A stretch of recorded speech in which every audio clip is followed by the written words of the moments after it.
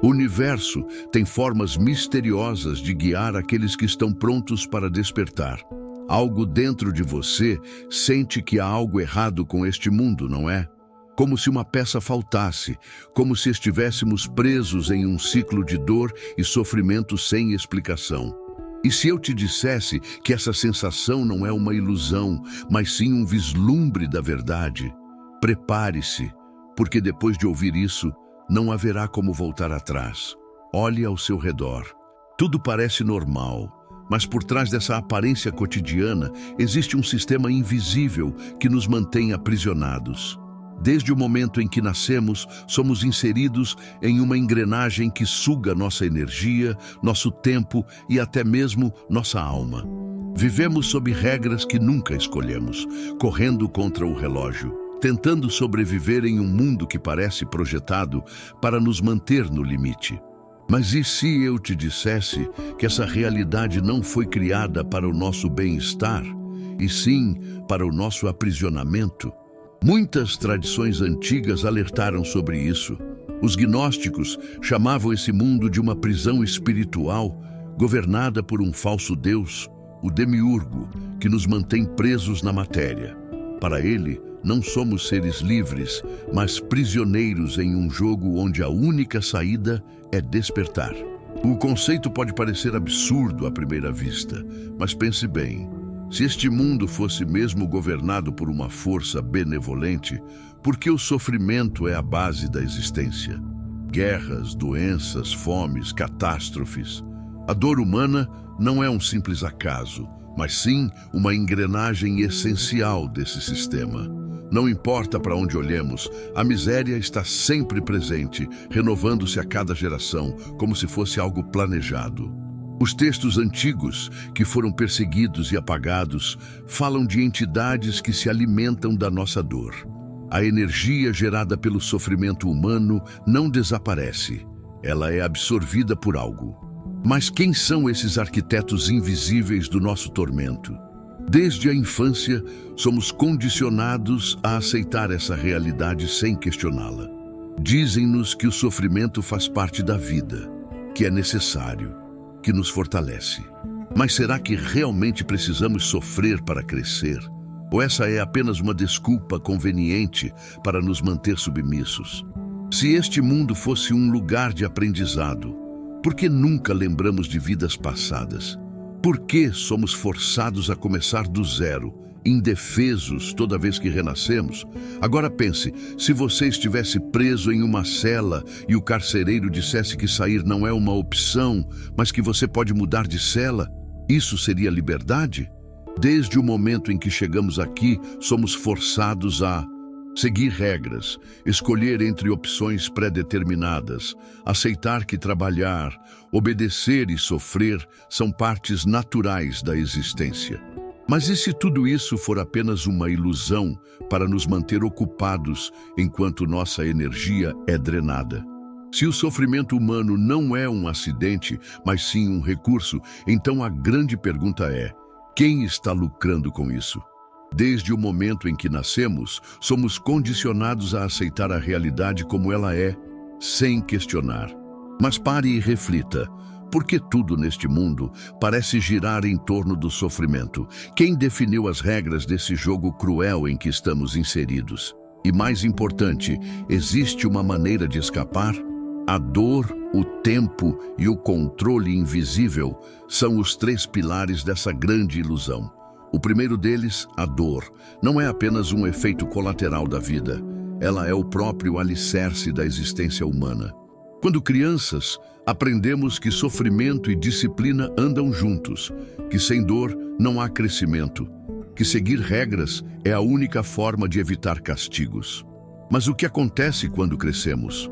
As correntes se tornam invisíveis, mas não desaparecem. Somos jogados em um sistema que mede nosso valor pelo que produzimos. Trabalhamos, pagamos contas, envelhecemos e morremos, apenas para repetir o ciclo mais uma vez. E se alguém tenta escapar? A dor se intensifica. Aqueles que rejeitam o sistema são rotulados de loucos, irresponsáveis ou fracassados. O sistema não permite que ninguém saia impune. Qualquer tentativa de questionar ou desafiar as engrenagens dessa prisão resulta em punição. As religiões pregam a aceitação da dor como um caminho para a evolução, enquanto o medo nos mantém sob controle. Mas e se toda essa dor não for apenas um subproduto da vida, mas sim algo intencional? Textos esotéricos falam de uma energia chamada lush, uma substância invisível gerada pelo sofrimento humano e supostamente coletada por entidades que controlam essa realidade. Se isso for verdade, então as guerras, a miséria e as doenças não são acidentes, mas sim uma colheita contínua de energia. Pense nisso. Se cada lágrima e cada grito de dor alimentam algo, quem está se beneficiando? O segundo pilar da prisão é o tempo. Desde que nascemos, ele nos governa. Aproveite enquanto pode, dizem. O tempo está passando. Mas quem decidiu que nossa vida deveria ser governada pelo relógio? O tempo nos pressiona, nos envelhece, destrói nossas forças e tudo o que amamos. Ele não é nosso aliado. Ele é um chicote invisível que nos mantém correndo dentro dessa prisão. E o mais perturbador, o tempo pode nem sequer ser real. A física moderna já demonstrou que ele é uma construção relativa, algo que muda dependendo da perspectiva. Mas se ele não existe de forma absoluta, por que somos escravizados por ele? Porque o tempo é um mecanismo de controle. Se você quer manter alguém preso para sempre, a melhor forma não é construir muros, mas fazer com que ele acredite que está livre. Esse é o terceiro pilar, o controle invisível. Uma prisão na qual os prisioneiros nem sabem que estão presos. Tudo neste mundo, religião, política, economia, educação, foi criado não para nos libertar, mas para garantir que continuemos jogando o jogo. Você pode votar, mudar de emprego, se mudar para outro país, mas nunca pode sair do sistema. As regras foram escritas muito antes de você nascer. Mas agora que você percebeu isso, surge a grande pergunta: há uma maneira de escapar? Se este mundo foi construído para nos manter aprisionados, então qual é a saída? Se este mundo é uma prisão, então quem está no controle? Quem se beneficia do sofrimento humano? A resposta para isso pode estar escondida em textos esotéricos e conhecimentos antigos que foram sistematicamente apagados da história. Muitas tradições falam sobre entidades invisíveis que nos mantêm presos nesse ciclo de dor e reencarnação.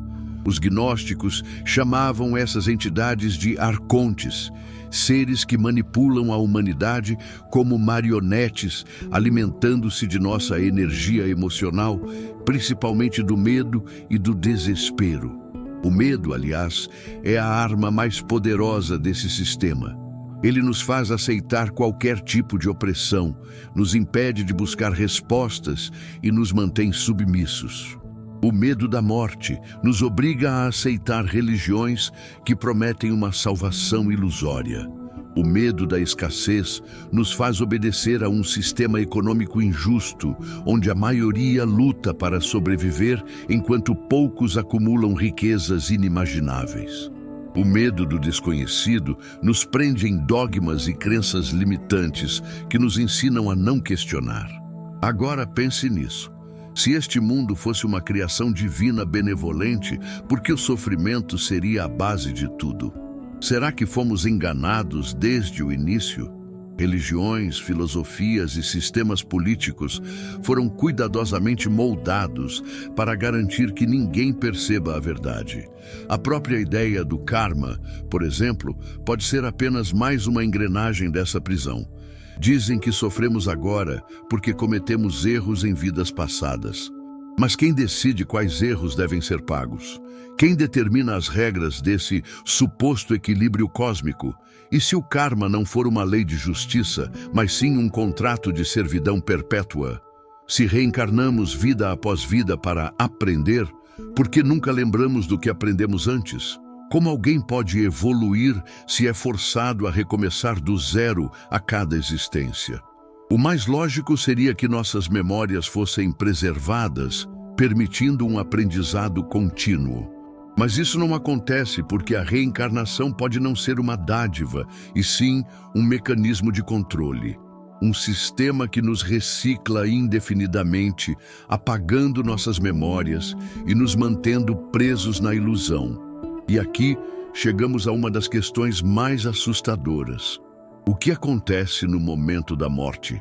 Muitas tradições falam sobre a luz no fim do túnel, sobre seres de luz que nos recebem e nos guiam para uma nova vida. Mas e se essa luz for apenas um mecanismo de reciclagem? Relatos de experiências de quase morte mostram que muitas pessoas sentem uma forte atração para essa luz e são convencidas a voltar, com promessas de que ainda têm missões a cumprir. Mas que missões são essas?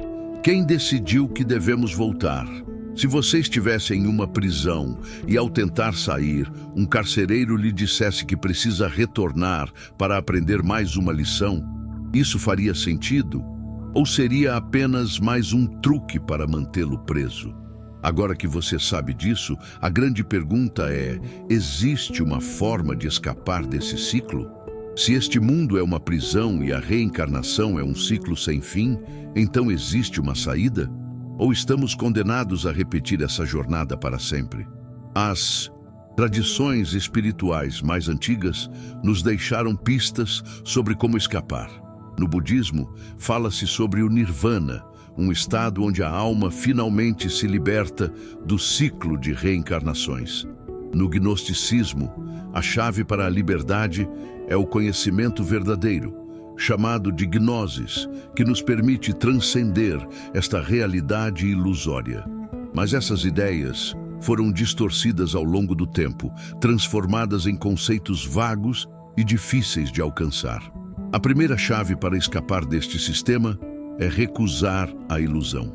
Se esta realidade é uma prisão, então seguir cegamente suas regras apenas reforça as correntes. Tudo foi projetado para nos manter distraídos. A política nos divide, a economia nos escraviza, a religião nos ensina a aceitar o sofrimento. O primeiro passo para sair da matrix espiritual é perceber que este mundo não é real no sentido absoluto. Ele é um sistema de controle. O segundo passo envolve a morte. Se a reencarnação é uma armadilha, então o momento da morte é crucial. Muitas tradições alertam: não siga a luz automaticamente. Pode parecer absurdo, mas se essa luz for um mecanismo de reciclagem, então atravessá-la significa aceitar um novo ciclo de aprisionamento. Algumas correntes esotéricas ensinam que, ao morrer, devemos afirmar nossa vontade de seguir além dela. Não aceitar entidades que nos dizem que ainda não chegou a hora. A consciência e a intenção são as maiores armas para escapar dessa armadilha. Outro ponto essencial é a energia emocional. Se as entidades que controlam esse sistema se alimentam do medo, da dor e da submissão, então a resistência começa dentro de nós. A libertação não vem do ódio ou da revolta, mas do despertar da consciência. Quanto mais nos tornamos autoconscientes, mais difícil é para o sistema nos manipular. Meditação profunda, autoconhecimento e o estudo de ensinamentos ocultos são ferramentas poderosas para romper essas correntes. E, por fim, a peça mais importante, o livre-arbítrio. Esse é o único elemento que os arcontes não podem controlar completamente. Eles podem manipular, enganar e influenciar, mas não podem forçar uma alma desperta a seguir suas regras. A verdadeira liberdade começa quando recusamos a ser apenas peças dentro desse jogo. Agora que você sabe disso, precisa se perguntar: o que vai fazer com esse conhecimento? Você pode escolher ignorar tudo isso e voltar à vida normal, aceitando a realidade como ela é. Ou pode decidir que é hora de despertar e buscar sua verdadeira libertação. A escolha é sua, mas lembre-se, uma vez que você vê a verdade, não há como voltar atrás.